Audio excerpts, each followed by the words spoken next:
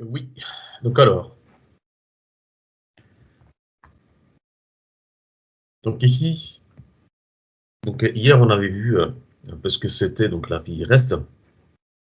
Donc on a eu l'occasion à plusieurs reprises d'expliquer ce que c'est. Donc alors, voilà. Donc une API est le développeur ce que le user interface a un utilisateur. Et à l'utilisateur, c'est-à-dire que l'utilisateur va avoir une interface avec des boutons, avec des éléments graphiques riches, donc permettant d'interagir avec une application d'une manière un peu user experience réussie, expérience utilisateur réussie. Donc alors le développeur, lui, donc quand il développe par exemple ce qu'on appelle un web service ou bien une API REST, eh bien lui il va développer une interface. Donc alors contenant des méthodes qui peuvent être appelées à partir d'autres applications ou bien donc provoquées directement par un utilisateur final mais averti. Et donc alors, euh, cette API peut être attaquée par donc alors plusieurs interfaces. On a créé une application l'année passée. Et donc alors c'est une application qui gère des organismes en fait, qui ont en tout cas besoin. Donc c'est qu'ils veulent gérer leur état financier, gérer leurs membres et aussi gérer leurs des écoles en interne. Donc gérer les inscriptions, donc les parents des élèves et gérer les paiements des inscriptions. Mais surtout gérer un système de statut qui va être automatisé. C'est-à-dire que euh, quand vous payez l'inscription de votre enfant, donc alors vous devez taper un code. C'est la communication que l'application a gérée auparavant et on vous a communiqué.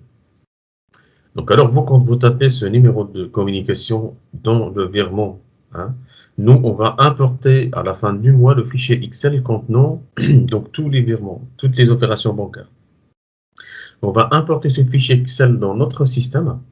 Et là, le système, il va aller checker, donc alors la communication, la partie description, et il va récupérer cet identifiant, il va aller le comparer avec l'identifiant qu'on vous a octroyé dans le système. Et si on voit que vous avez payé, par exemple, pour une telle période, par trimestre, donc alors on va changer votre statut de en retard de paiement à en ordre. Donc alors le gestionnaire, il ne va pas s'amuser à aller chaque fois dans le compte bancaire, il va donc alors regarder ce que vous avez fait, ce que vous avez payé ou pas, il va aller changer le statut, non. Donc alors ce qui va se passer, c'est que euh, euh, euh, donc le système va checker ça par lui-même.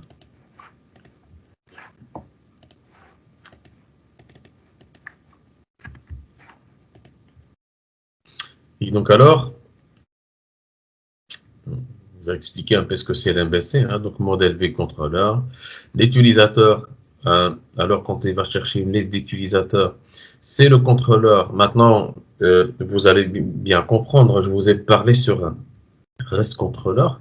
REST contrôleur, c'est vraiment une classe, une simple classe Java qui a des super pouvoirs. Donc alors, il peut coder et décoder des requêtes HTTP. Est-ce que ça, c'est une requête HTTP? Ça, c'est une response HTTP. Request Response. Donc alors lui, quand il reçoit la requête, il va la décoder pour comprendre alors donc votre besoin. Il va aller chercher la liste de la base de données via un modèle, donc ce sont les entités dans notre cas, et il va appeler donc alors la vue. Et il va donc envelopper ces données dans une vue et il va retourner une page HTML. Donc c'est vraiment simple. L'application entière, c'est ce que nous on a fait.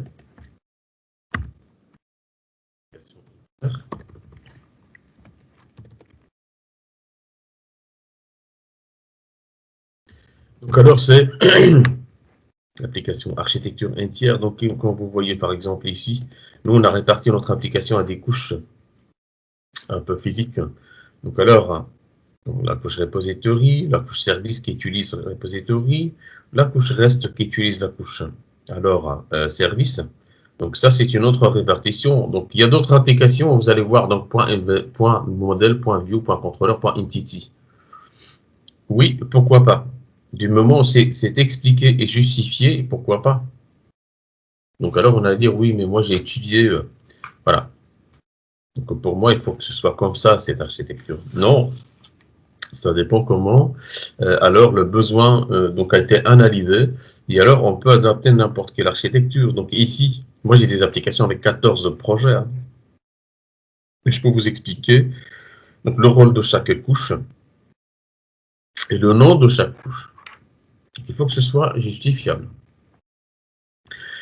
Donc alors cette histoire de composant, hein, donc c'est une annotation Spring. Elle représente le composant donc parent donc alors et de ce composant on décline le composant contrôleur à service at repository. Donc alors ces annotations en fait ici vont nous permettre d'ajouter donc alors ces classes au container si vous voulez au contexte d'exécution de Spring et rendre ces classes quoi donc disponibles de pouvoir les instancier et utiliser donc alors l'injection dépendance. Entre autres, ben voilà, vous avez d'autres avantages. Donc le contrôleur, lui, donc qu'est-ce qu'il va faire? Il va utiliser les services. Et derrière les services va se cacher quoi? Donc des repositories. Donc par exemple, derrière le service utilisateur, on peut bien trouver le repository utilisateur et repository adresse.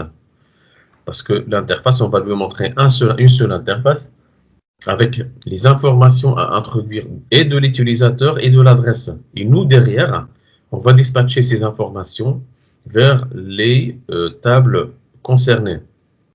Donc alors, donc le contrôleur, c'est une classe Java qui va avoir des super pouvoirs pour coder et décoder des requêtes HTTP. Ça va derrière le contrôleur, se cache toute la complexité de l'implémentation métier. Parce que votre utilisateur, votre client n'a pas besoin de savoir comment vous avez codé, ou, sauf s'il le demande dans le contrat. Mais vous, donc alors vous êtes censé coder un code maintenable et évolutif.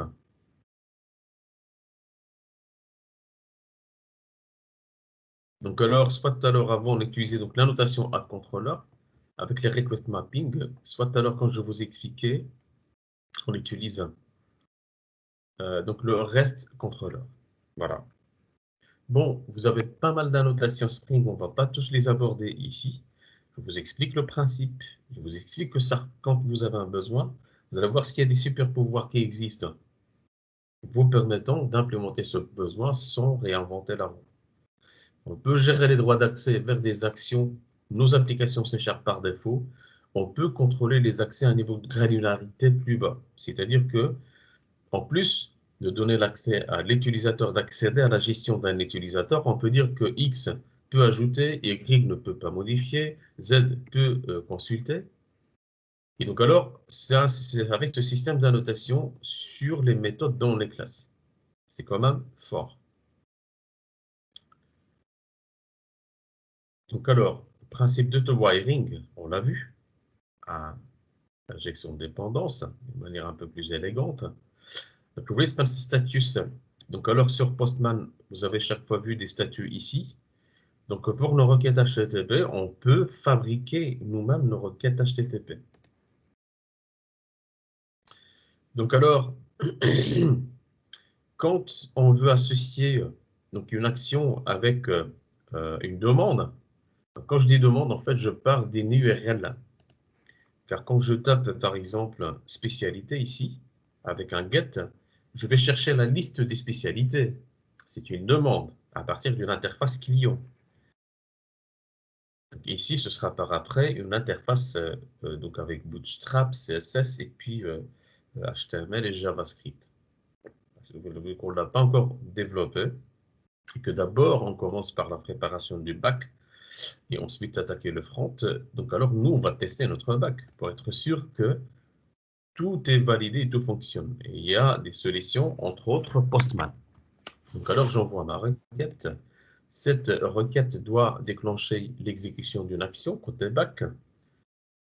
Donc alors il suffit juste d'annoter l'action à déclencher. Donc avec getMapping, on va spécifier la demande ici. Donc si quand on passe des paramètres comme là par exemple, Donc ces paramètres, il va falloir les récupérer pour les traiter. Donc on va les récupérer, donc alors à ce niveau-là, ou bien on va les récupérer avec path param, que j'explique un petit peu plus loin. Bon, ça va apparaître. Path variable, qui va faire le mapping entre les 17 que je vous ai montré. On va alimenter cette variable et ensuite on va déclencher l'exécution de cette méthode, donc delete client.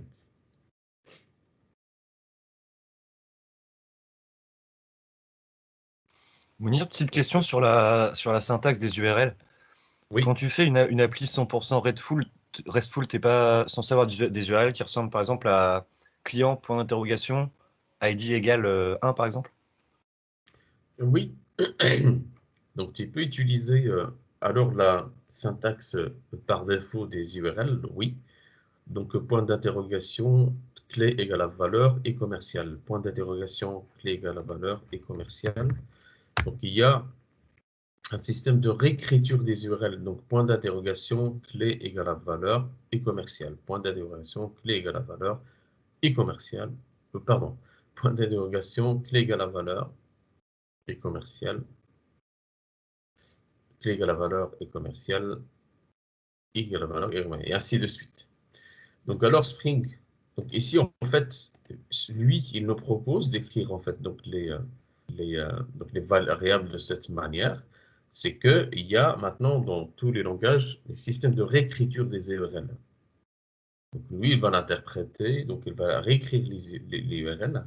Et lui, il sait que dans la définition de ta demande, donc la première paramètre correspond à un ID, le deuxième paramètre correspond au nom. C'est toi qui écris ça à ce niveau-là. Donc, quand il va récupérer la première valeur qui vient juste après donc alors le contrôleur ou bien l'URL, celle-là. Donc, elle représentera l'ID. Pourquoi? Parce qu'on a mis ID ici, slash. Voilà. Et l'ordre est important. Il y a plusieurs manières d'écrire ce genre en fait donc de demande. Moi, je vous explique la manière la plus claire.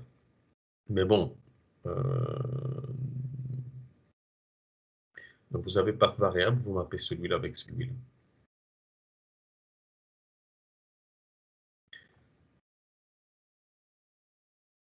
Et donc alors, ici le get mapping, donc c'est juste un sucre syntaxique, c'est un raccourci de cette annotation qui est un peu plus longue et verbeuse. Donc at request mapping, méthode égale à request method.get. Donc alors on va remplacer tout ça par get mapping. Voilà. Donc post mapping, c'est un peu la même chose. Ça va remplacer request mapping méthode est égal à request mapping.post. Le post, on a expliqué que c'est pour envoyer des informations au client, à l'application. Et donc alors, on va simplement poster quelque chose. On va poster un formulaire. Donc le get, c'est pour récupérer des informations en envoyant au serveur peut-être des paramètres d'URL. Je vous ai montré là sur Postman. Ici. Ensuite, vous avez le delete mapping. Delete mapping est un raccourci d'écriture de request mapping, méthode est égale à request mapping.delete. Voilà, en passant l'identifiant ici. Request body, comme j'ai expliqué, ça va nous permettre de construire notre requête HTTP. Le valid va nous permettre d'avoir alors un passage en valide, en fait, le user DTO, avant de le sauvegarder dans notre base de données, quand on le reçoit du navigateur. Donc, nous, on va valider nos données, mais avec d'une autre manière, parce qu'on choisit en fait le meilleur de chaque outil qu'on utilise. Donc alors, oui, donc c'est une annotation donc valide. Donc annotation valide, voilà, pam, pam, pam, bien expliqué. Donc alors le request param, justement, Denis va nous permettre ici, par exemple, de récupérer les valeurs. Vous avez le point d'interrogation clé égale à valeur. Donc c'est une liste, c'est une hmap, hein, hmap qu'on va récupérer ici et qu'on pourra utiliser par après.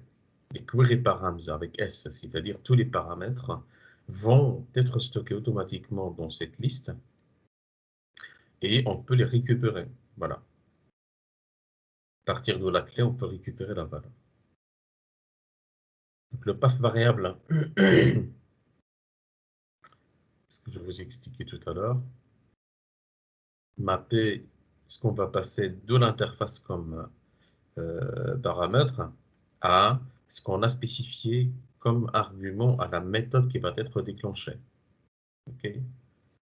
Oui, Maxime, tu vois le path variable, tu peux le réexpliquer. Alors, si à un moment donné, tu dois l'expliquer à un collègue. Ouais, je l'ai fait ce matin. En fait, c'est pour récupérer la valeur de l'ID qui est la ligne du dessus, là. Ouais, ici. Dis-moi l'URL, on va utiliser un peu le jargon, on va être pro, d'accord? Ouais, L'URL, l'URL, bien la demande, ça va? La demande ou bien l'URL. voilà. Et comme ça, on sait que c'est cette ID-là, quoi. Par exemple, si c'était 3 en haut, bah, c'est celle qui est affectée à 3. C'est ça. Tu spécialises le chemin en fait à client. C'est ça, ouais. Et donc alors, response entity, Morgan, response entity, 2 mots. C'est l'entité qui a en gros, on a transformé le client DTO en entité. Donc c'est la réponse sous forme d'entité. Donc alors, response entity, C'est ce qui arrive de la base de données en fait. C'est la réponse qui arrive de la base de données. oui, response entity, en fait, donc c'est un objet qui a été codé en Spring et qui va nous permettre de manipuler la requête. Et je vous ai expliqué ici qu'une requête est composée de deux choses. Si je vais sur le network et je rafraîchisse ma page, ce sont tous des requêtes HTTP ici, si vous voyez là. Vous voyez déjà, il y a 32 requests et il continue. Hein? 32 requests. Si on prend une de ces requests, vous allez voir les détails ici. Donc, le header, c'est l'entête. Ça, c'est un peu le statut que nous, on est en train de manipuler ici. Hein? Donc, vous avez toutes les informations, les metadata ici. Response, c'est le contenu de la réponse. On ne peut pas voir ici, parce que c'est juste une image. Là, par exemple, c'est la réponse qu'on a rendue au client, c'est-à-dire à ma machine à moi, avec le code côté client. Response Entity va nous permettre de manipuler tout ça. Donc, je peux mettre autre chose que 200 ici. Et Chrome va l'interpréter, voilà, comme moi, je l'ai codé dans mon code. OK. Donc, alors, c'est un peu le Response Entity. Vous avez ensuite, dans l'interface Pageable, on a eu l'occasion de voir un peu ce que c'est. En gros, il y a deux informations importantes. Donc, c'est le nombre de la page et la taille de la page. Ce qui va nous permettre de paginer, avoir un système de pagination. Donc, alors, pour les informations qu'on récupère, pour ne pas tout récupérer. Voilà. Donc, je continue. Donc, ça, c'est le path variable, peu importe. Je donne mon nom. Hop, hop. Donc, alors, il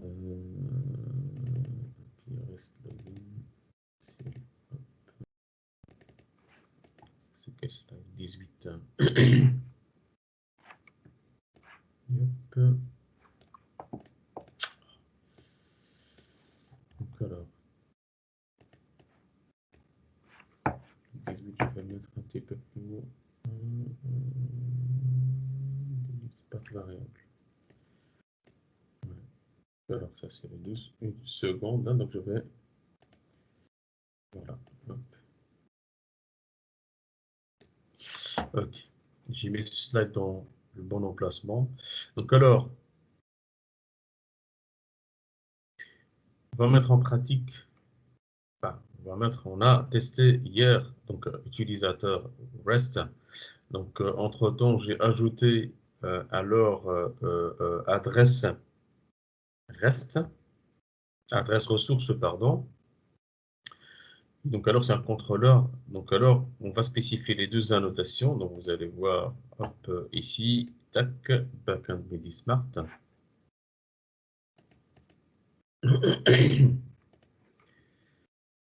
Donc, je reviens sur la branche donc, alors en question.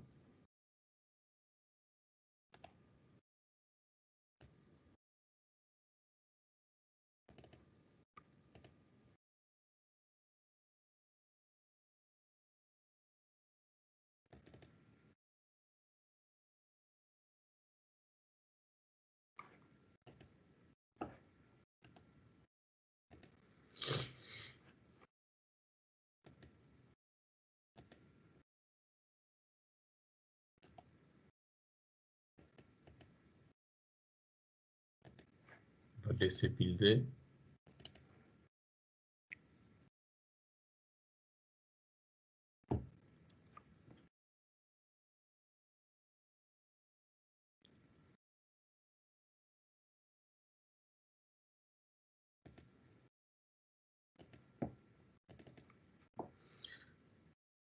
Et donc alors, ici pour donc alors un contrôleur, on va l'annoter avec la notation @REST_controller, @request_mapping. C'est-à-dire que toutes mes requêtes vont être préfixées par le mot API. Voilà. Et que dans mon sécurité config,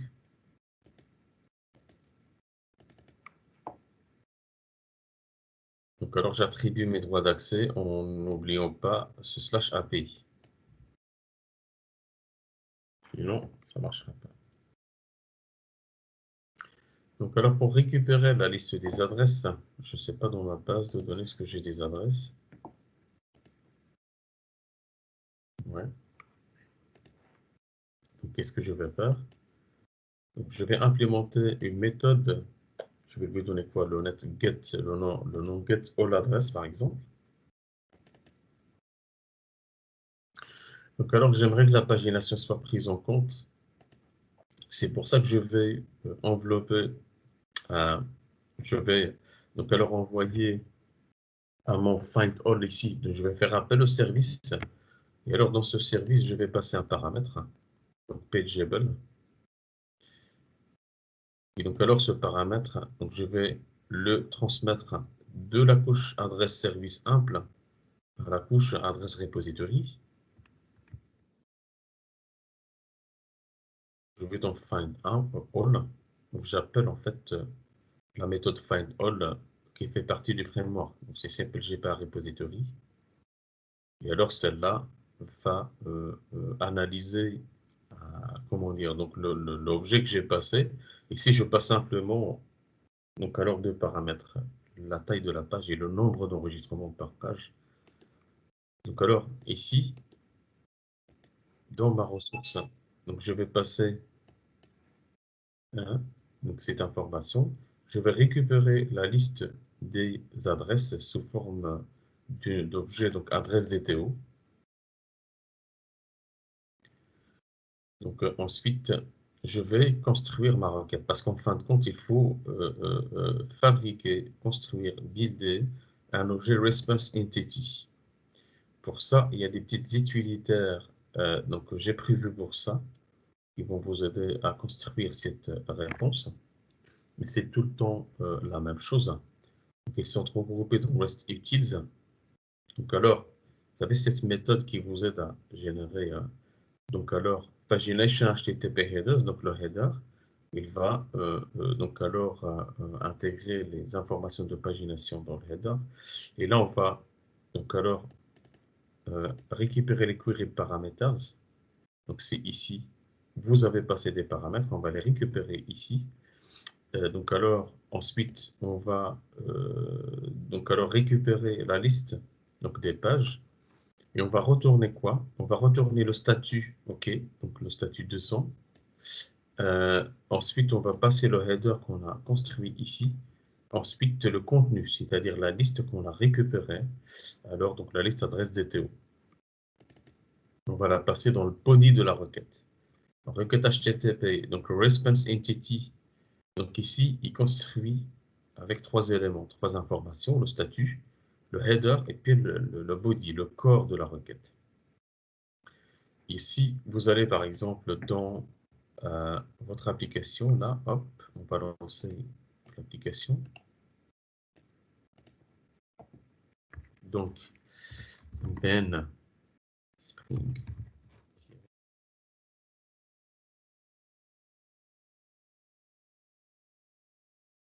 Donc, je ne fais que survoler parce que voilà, on a expliqué un petit peu tout en détail hier. Je vous montre dans le cadre de cette révision comment récupérer la liste des adresses.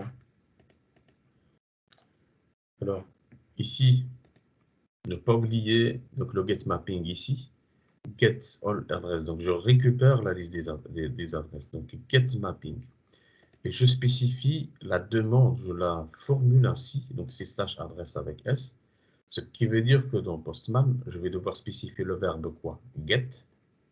Ensuite, slash adresse. Bien sûr, il y a slash API slash adresse.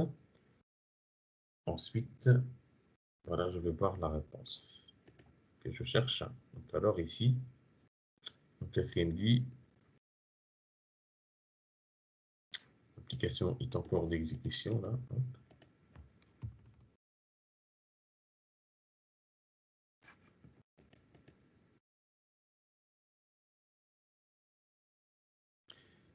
Et après, on va voir comment récupérer une adresse. Ensuite, donc, comment créer une adresse. Ensuite, comment mettre à jour une adresse et comment supprimer une adresse.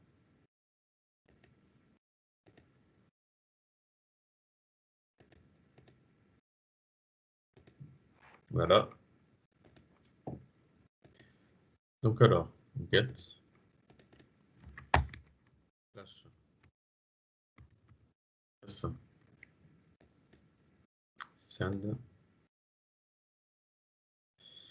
Donc alors, qu'est-ce qu'il dit? Inauthorize. Oui. Donc alors, je vais sur Authentication. Send. Je vais authentifier. Adresse. Send. Voici la liste de mes adresses. Je n'ai pas après qu'à mettre en forme tout ça pour les afficher comme une liste présentable, quoi. Donc alors, ça c'est pour alors la récupération de la liste des adresses. Maintenant, j'aimerais implémenter la récupération d'une seule adresse. Donc alors, ce que j'ai à faire, c'est que je vais implémenter une méthode. Je peux l'appeler getMaxime si je veux. Je vais l'appeler getAdresse. Bien, dans cette méthode, je vais construire le template de la demande. Et c'est quoi? C'est un get, parce que get, c'est récupérer une adresse, donc slash adresse avec S, slash ID. À chaque fois que je tape ce template ici, avec le choix du bon verbe, eh bien, lui, il sait ce qu'il a à faire. Il va lancer, alors, donc, il va déclencher cette action. Et donc, pour créer, c'est bien post, pour créer. Ouais. Non, ça marche pas. Alors, tu suis avec moi ou tu testes? Ouais, je fais. Mais là, on ne crée pas, hein, on récupère l'ID simplement. Si on récupère, en fait, l'adresse, on ne va pas la créer. Ouais. Donc, Mais en plus, quand tu récupères, tu dois stipuler l'ID numéro 3, par exemple. Oui. Tu dois le spécialiser, parce que là, tu demandes à récupérer un ID en particulier, si je comprends. Oui, donc en fait, ça, c'est la formule de ma requête. Et quand je vais récupérer... Donc, ici, là, tu dois marquer /3, par exemple. C'est ça. Moi, je dois aller voir dans ma base de données, ici. Donc, je vais voir. Il n'y en a pas 3, mais 4, par exemple. Je vais choisir une de ces ID, tu vois, pour le test. C'est ça, ok. Au final, il ne va pas chapeauter comme ça. Hein. Donc, vous développez, vous préparez un système. Hein. Après, ça va tout seul. Il ne doit rien spécialiser. Il doit cliquer sur le nom d'une adresse, tout simplement. Donc, ici, si je tape, par exemple... 4, on va aller rechercher la première. C'est quoi le scénario? Ce que vous devez comprendre, en fait, c'est le process ici, comment ça marche.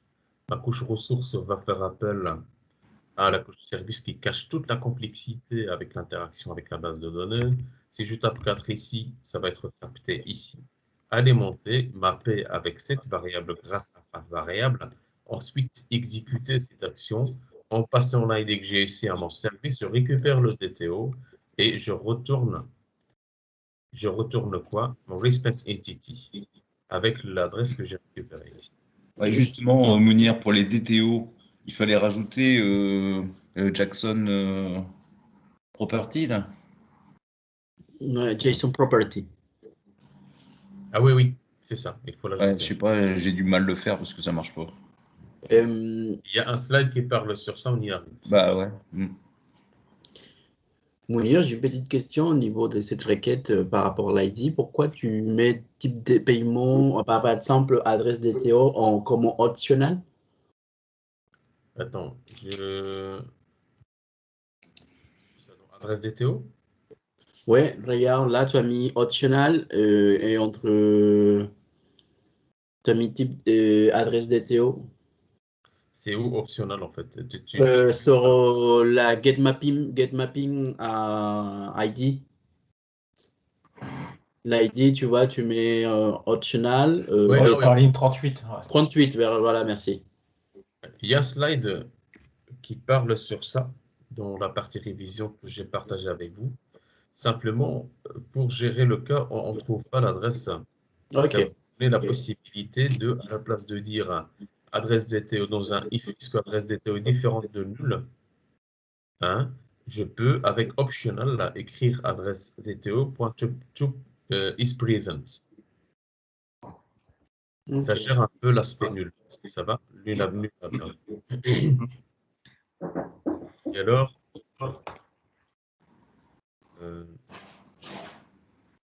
donc alors, voilà. Donc je vais taper ici, slash. Donc ici, on est bien d'accord. Vous êtes en train d'écrire cette méthode qui n'existe pas auparavant. Donc là, vous avez adresse. Donc vous pourrez choisir get et ensuite adresse slash ID.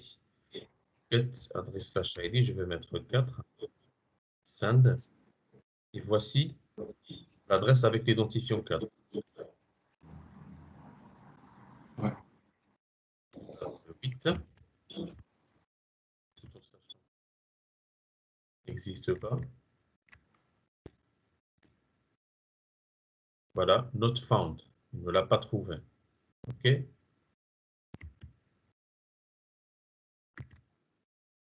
Ça va tout le monde, hein? Vous voyez un peu? Ouais. Et même sur la console, tu as le note fin 404. Donc, alors, j'utilise la couche donc, adresse service parce que j'avais déjà prévu le coup. Et alors, la création, c'est quoi? Ça, vous devez le savoir. Il ne s'agit pas d'un copier-coller. Il faut avoir MediSmart dans sa poche. La création, c'est post. Vous devez le savoir. Et pour pouvoir créer alors une adresse, avec mon post et avec slash adresse avec SCC, ça, vous devez le savoir aussi. C'est que je crée une méthode ajouter, créer, je ne sais pas moi, build, adresse, peu importe. L'important, c'est que vous comprenez cette logique ici. Donc, l'utilisateur va remplir dans un formulaire les informations de l'adresse. Ces informations, je vais les affecter à un objet de type adresse DTO. Je vais les récupérer en tant qu'objet d'adresse DTO. Je vais les transmettre à la méthode save du service adresse service. Et lui, il va sauvegarder l'adresse. Il va me retourner grâce au map struct. Vous vous souvenez, il va me retourner un objet de type adresse DTO. Et une fois que j'ai récupéré cette information, je vais l'envelopper dans un objet de type response entity. Et je vais utiliser le statut created parce que si j'arrive à cette ligne de code, c'est que tout s'est bien passé au niveau de la base de données. Une fois que je crée ce statut, j'aimerais, après la création, rediriger l'utilisateur vers la liste de toutes les adresses, dont la nouvelle. Et pour ça, il suffit de mettre un new URI utilisateur ici. Ça va? Et dans le body de la requête HTTP, eh bien, je passe l'objet adresse DTO que je viens de créer dans ma base de données. Ça va? Ça va, Maxime? C'est ça la logique que tu dois comprendre. Demain, tu travailles à la NASA, donc tu vas utiliser cette logique. Tu travailles, je ne sais pas moi, pour développer des pilotes à des caméras sous-marines. Tu dois comprendre cette logique. Tu ne lis pas un truc, il faut un peu se détacher des exemples que je vous donne. C'est des exemples bien étudiés pour vous ramener à un niveau de compétence où vous avez le 360 degrés, le end-to-end. Vous avez bouclé la boucle. Il faut être critique par rapport à ce que vous testez comme exemple. Donc alors, vous avez compris comment au niveau implémentation, au niveau test, ici, qu'est-ce que j'ai? J'ai poste, adresse. Je commence avec ça. Poste, adresses. Ensuite,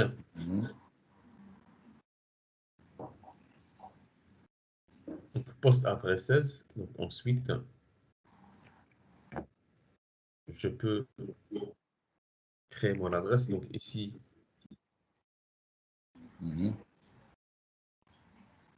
je peux créer un objet JSON si je veux. Ouais.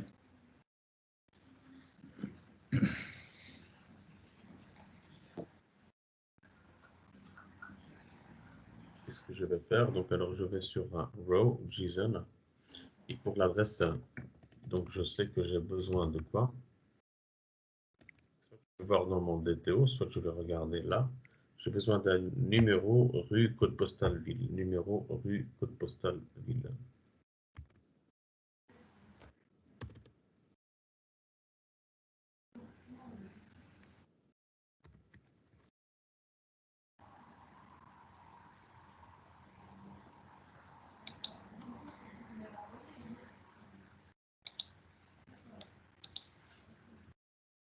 Ah, donc code postal.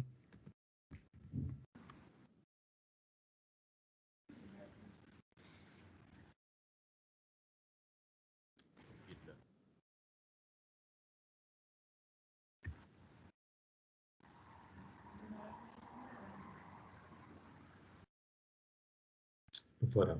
Une fois que j'ai fait ça, je lance ma requête. Ouais, c'est marrant. Il les a créés dans la base de données, mais dans Postman, il m'a mis une erreur 500. Bizarre. Ok, attends, on va d'abord analyser ce qui s'est passé ici. Quand il vous retourne un résultat comme celui-là, avec le static created, grâce à cette méthode created, là, on n'a pas spécifié l'ID parce que, Sébastien, à vous, pourquoi on n'a pas spécifié l'ID ici? Parce que l'ID va se créer automatiquement, enfin il va être généré de manière automatique. C'est ça. Il y a un truc bizarre ici, je reviens à ta question, Maxime. Donc, il y a un truc bizarre ici, c'est que j'ai Ouais, des moi- lignes partout. C'est-à-dire qu'il m'a créé l'adresse, mais il a perdu ses valeurs dans le chemin. Donc, je vais voir. Vous allez voir que vous aurez des nuls. Il m'a créé l'adresse, mais il a perdu les chemins, les valeurs dans son chemin. Avec moi, j'ai forcé un ID à 1 et il a créé deux objets identiques avec un ID différent, 1 et 2, dans la base de données. Oui. De toute façon, tu peux pas avoir deux ID 1. Non, mais j'ai fait deux fois send avec un post article. J'ai mis ID égale 1, désignation prix de vente. Et il m'a créé dans la base de données deux articles avec un ID différent, donc 1 et 2. Et il a écrit la même chose, donc dans désignation et prix de vente. Mais le 1 existait déjà, l'ID 1. Non, il n'existait pas au début, il était vide. Attends, on va d'abord, pourquoi on a perdu ces valeurs, ça va? Parce que j'essaie de ramener tout le monde à un scénario que vous allez tous rencontrer. Peut-être que ça répondrait à ta question, Maxime. Donc alors, j'ai perdu mes valeurs ici, parce que tout simplement, là, donc, adresse DTO,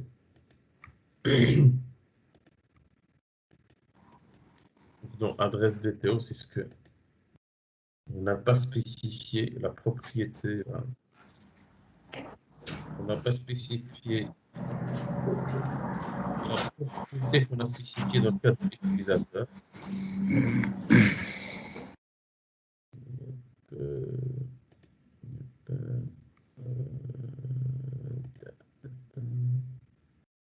C'est JSON Property. Donc alors si vous allez dans utilisateur DTO, il y a cette ouais, et donc utilisateur DTO, ça ne change pas ici, je suis dans le backend. Donc je vais sur je suis dans Medismart API backend. Spécialité DTO. JSON Property. Je vais dans spécialité DTO.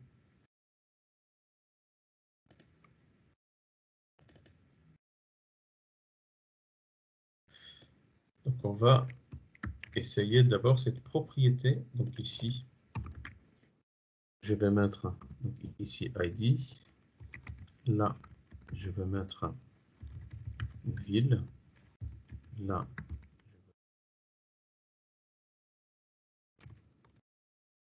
postal. Là. Mais du coup, Mounir, si tu mets rien, enfin si tu mets pas la notation de JSON Property, il prend pas du tout la valeur de enfin le nom de l'attribut par défaut. J'ai constaté en fait qu'on a eu cette erreur hier.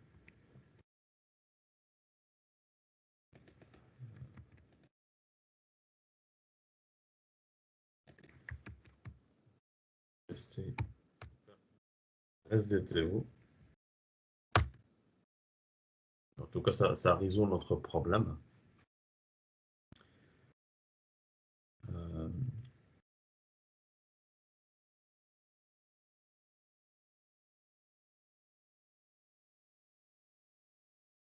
C'est un peu l'équivalent de Translate, mais cette fois-ci entre la sérialisation d'un attribut en tant que propriété de JSON.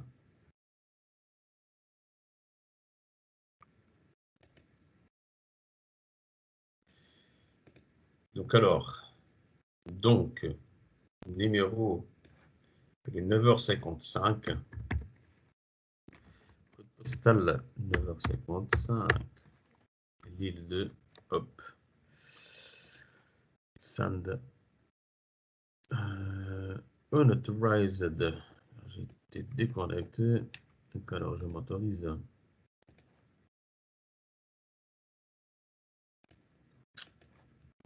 Je vais sur adresse.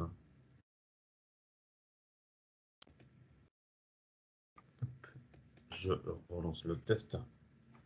Et voici que ça a marché. Donc alors, ça lui donne la capacité de pouvoir sérialiser donc alors des propriétés donc sur des DTO, donc alors les sérialiser, les désérialiser. J'ai expliqué cette notion de sérialisation, hein, donc c'est versé en temps. Tu m'avais posé la question, je pense il y a 3 semaines. Et donc alors, ça c'est la réponse en fait. Pourquoi on a cette réponse ici? Pourquoi on a cette réponse? Parce qu'en fait ici, le resources, lors de la création, souvenez-vous, au niveau de la méthode save, on avait implémenté ça avec le mark struct. On avait dit qu'on récupère l'adresse DTO, on va la transformer en une entité pour pouvoir la stocker. Une fois qu'on l'a stockée, on va la récupérer en tant qu'entité de la base de données. Cette fois-ci, vu qu'on récupère cette adresse de la base de données, on va pouvoir, au passage, récupérer l'identifiant qui a été généré au niveau de MySQL. Eric? Eric, ouais, tu vois un peu. Eric, ton micro, il coupe Urbain. Oui, je vois. On avait bien fait ça la dernière fois aussi. Hier, oui. C'est pour ça qu'ici, on n'a pas spécifié l'ID. Et là, on l'a eu comme attribut de retour avec les autres attributs. Mais cette fois-ci, on a tout ce qu'il faut. Donc, toutes les informations qu'on a ici, on les a. Si vous avez internal error, peut-être, Maxime, c'est parce que parfois vous avez Parce que j'ai forcé un ID alors qu'il ne faut pas en mettre, mais je voulais voir un peu ce que ça faisait dans la base de données. En fait, ça les intègre bien. Et tu as toujours 1, 2. En fait, c'est auto-incrémenté comme si tu n'avais pas mis d'ID. Par contre, Postman, lui, il te répond qu'il y a une erreur interne 500. Donc Tu alors, il regardes. l'a créé ou pas, l'enregistrement, enfin, fin de compte. Tu veux que je te le montre? Ouais, il l'a pris. Ok. Donc alors, c'est qu'en fait, tu as la possibilité de spécifier à l'ID malgré que tu as fixé la propriété sur auto-incrément. Et si tu respectes la contrainte d'unicité, Tu vois ici, moi, c'est les articles. Donc, je fais bien un post, je force l'ID. tu l'as dans ta base de données ou pas? Ouais, Le test. regarde dans la base de données, tac. Je l'ai fait 2 fois, tu vois. Non, attends, Maxime, tu as passé quoi? 1. Donc alors, qu'est-ce qu'il a fait? Il t'a créé cet enregistrement, le premier avec la valeur 1. Reviens sur ton Postman. Postman. Je l'ai fait 2 fois, tac, tac. Donc alors, tu l'as Regarde, si je le exécuté. refais. Ouais, mais tu as voulu créer 2 fois Regarde, tu 1. le refais, Tu vas tac. faire 3. Parce qu'il existe déjà le 1. Et là, Là, tu fais un post à chaque fois. Oui, il existe déjà et tu essayes de.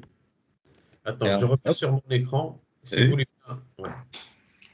Reprendre l'écran, vous demandez d'abord comme Ah, ça. pardon, excuse-moi, je croyais que. Comme ça. Parce qu'en fait, donc, dans mes explications, j'essaie de suivre une ligne conductrice parce qu'il y a 12 personnes ici. Ouais, ouais. Il y en a qui ont vraiment du mal à suivre et si on switch d'un écran à l'autre, ils vont décrocher. Ok. Et moi, hors de question que quelqu'un décroche. C'est moi qui ai décroché maintenant. Je suis là. Oufti, c'est mon téléphone qui. Ouais. Ok. Donc alors, oui, Maxime. Donc alors, ici, je vais voir.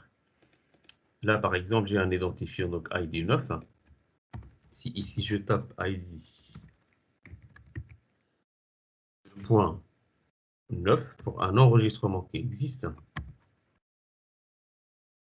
bon, peu importe, et que j'exécute. Donc, ce que j'essaye de faire en fait, c'est faire quelque chose qu'il ne faut pas faire. Vous ne devez pas le faire. Donc, alors, ça veut dire que vous ne devez pas aller spécifier l'identifiant et je vous conseille de le faire et adoptez-le en tant que best practice. Mais même si vous êtes avec un senior qui a 20 ans d'expérience, défendez un peu votre idée parce que même si vous gérez, par exemple, des dossiers de citoyens français avec un numéro de registre national qui est unique de toute façon, parce que deux Français ne peuvent pas avoir le même numéro de registre national, ce qui veut dire que le numéro de registre national est un bon candidat pour l'utiliser, pour être utilisé, pour qu'il soit utilisé en tant que clé primaire. Moi, je ne l'utiliserai pas en tant que clé primaire. Pourquoi? C'est une propriété métier, ce n'est pas une propriété technique. Donc alors, cette contrainte d'unicité ici, je la laisse Là, si tu le fais, à il va le mettre. MySQL, ce n'est pas à moi à la gérer.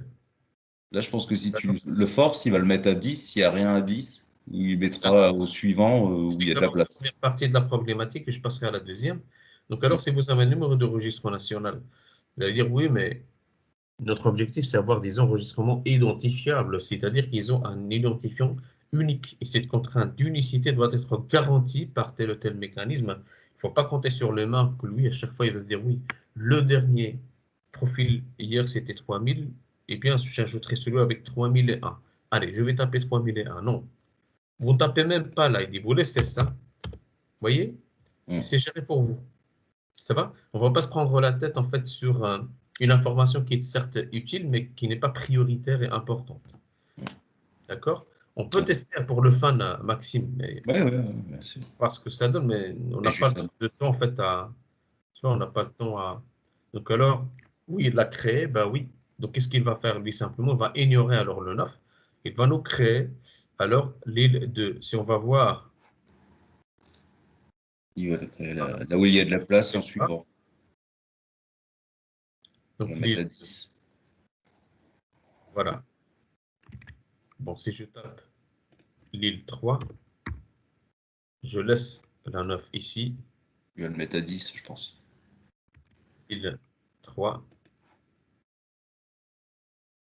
bah, il écrase en fait. Ah, il écrase. Donc ça fait un put. Ça fait un put, ouais. Donc alors le post en fait peut faire un put. Et je vais vous montrer d'ailleurs.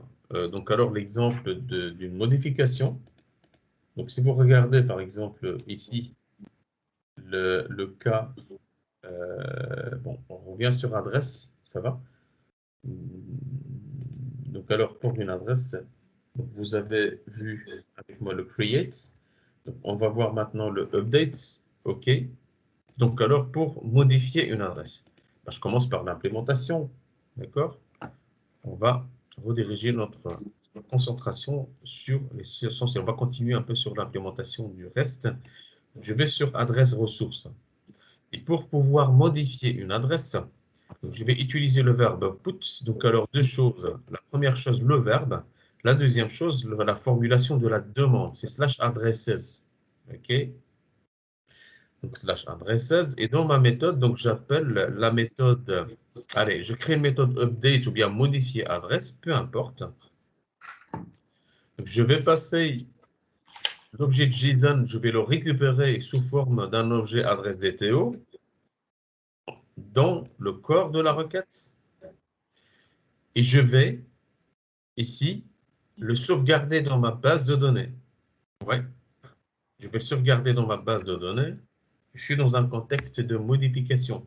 Ce qui veut dire que concrètement, il faut avoir l'identifiant de ma base de données, l'identifiant de mon record en fait. Sinon, je rejette alors le traitement de la requête. Donc, je sauvegarde ici. Ce qu'il va faire, lui, il va faire un écrasement. Hein, et il va récupérer ce qu'il a écrasé. Hein, et il va faire une redirection vers la liste des utilisateurs. Donc, alors, ici, il va écraser. Donc, alors, le 9, il écrase l'île 2 par l'île 3.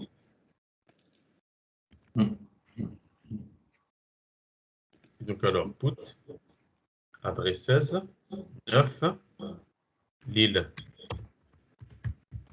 modifié, send, status created. Je vais voir, tac, l'île modifiée. C'est bon? Et donc, le put et le post font la même chose. Oui, donc ici... Le post, il fonctionne à tous les coups, c'est ça la différence. C'est-à-dire qu'il y a quelque chose ou qu'il n'y a rien, il va fonctionner. Donc, il y a des petites subtilités, comme par exemple entre le put et le patch. Donc, le patch peut changer, par exemple, je ne sais pas moi, des attributs d'un objet. Le put change tout, écrase tout. Donc, le post aussi. Le push, le quoi? Le post aussi écrase tout. Oui. Le put, on peut se servir du put pour créer quelque chose aussi? Oui. Le put, non, je ne pense pas. D'accord, donc c'est que modification, c'est que... D'accord. C'est ça. Et Munir, pourquoi sur Postman, quand tu as eu la réponse, tu n'as pas eu l'île modifiée? Si, ici. Ah oui, oui, oui, oui, je n'avais pas vu, j'ai vu pays. Comment c'est vu l'an dernier, j'ai cru que c'était... Si. La Ok, modifié. c'est bon. Et c'est passé. Ah, Monique, c'est très joli tout ça. Hein. Vraiment, si on maîtrise ça, ça sera chic. Hein. C'est vraiment. Oui, franchement, c'est intéressant. C'est très intéressant. Et ça, avec ça, vous pouvez donc alors pas forcément développer. Vous n'êtes pas obligé de développer la partie front. Vous pouvez vendre votre API donc alors à des développeurs, un B2B, c'est-à-dire à des développeurs qui vont consommer. Bien sûr, donc votre modèle, comme Amir avait demandé hier, donc la gestion d'un laboratoire. Vous partez du besoin, vous développez la solution, mais avant cela, il faut savoir que cette demande, enfin, que cette solution va être vendue. Donc, voir ce que la concurrence propose, voir ce que vous allez pricer, hein. Pricer, c'est-à-dire est-ce que vous, le prix que vous allez demander va récompenser vos efforts, un. Deux, est-ce que le prix que vous allez proposer, il y a un concurrent qui casse votre prix parce que c'est une grande structure, il y a plusieurs développeurs. 3, est-ce que le prix respecte l'assiette client, c'est-à-dire ce que vous allez proposer donc peut être vendable par rapport à ce que le client est prêt à investir. Oui, ça c'est important de comprendre. Okay. Avant de commencer à coder quoi que ce soit. OK. Et voilà. Pour la suppression, donc je crée une méthode delete adresse avec un delete mapping en passant l'identifiant. J'appelle la méthode delete en passant l'ID et j'envoie une réponse entity avec no contents. Voilà, parce que j'ai supprimé l'adresse. Simplement, je vais choisir delete ici. Slash 9. Ce qui veut dire que tout cela ne va pas être pris en compte. Hein, ça va? Lui, il va se baser sur ça. Je supprime cet enregistrement. Yep, no contents. Si je vais voir dans ma base de données, je vais rafraîchir la page, cette ligne va disparaître. Voilà. Ça va? L'update, ça, on l'a vu. Et donc, alors, tout ce que je vous ai montré ici, je l'ai ajouté hier. Ça, vous ne l'avez pas eu hier, ça. Je vous ai montré utilisateur, mais pas adresse. Donc, alors, si vous rafraîchissez, si vous avez laissé vos machines, vous aurez plusieurs slides qui expliquent tout ce que je viens de vous démontrer maintenant, avec les steps, chaque fois. Le get, le create,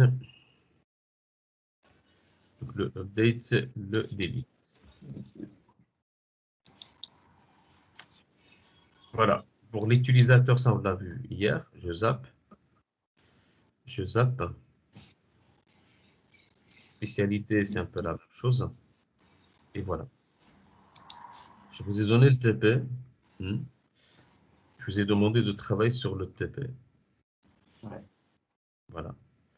Ensuite, je vous ai dit qu'on va passer à la deuxième partie, donc la partie Swagger. Et donc alors, j'aimerais regarder un peu tout cela, ce que vous avez fait. Mais d'abord, je vais arrêter l'enregistrement.